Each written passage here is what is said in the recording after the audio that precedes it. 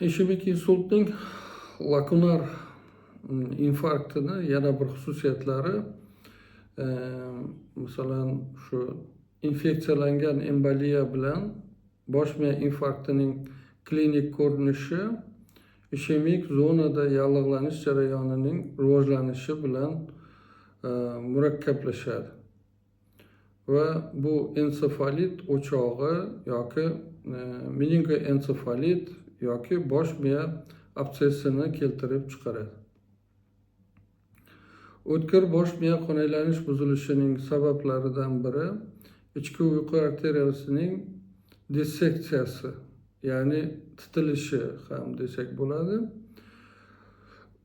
qavatlarga ajralishi bo'lishi mumkin. Bu odatda arteriyada mahalliy og'riq va arteriya kasalligi bilan birga keladi. Og'riq ta'sirlangan tomonda masalan yuzga tarqalishi mumkin. Bunda Gorner simptomi ko'pincha bir tomonlama musbat bo'ladi. Angiogramma tekshiruvida arqon simptomi, ya'ni ichki uyqu arteriyasining notekis torayishi, uning intrakranial qismidagi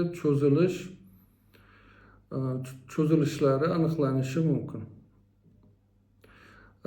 Keyin yana tasmasimon, ya'ni o'rischasiga lentavidniy deb aytamiz, tasmasimon okkluziyasi. Bu kichik bir sohada qon tomir teshigining torayishi. Bu sohada qon tomir devori intimasi ajralishi arteriya teshigidan tashqariga kontrast moddaning oqib chiqishidan aniqlash mumkin. E'tiboringiz uchun rahmat. Kanalimizda qoling.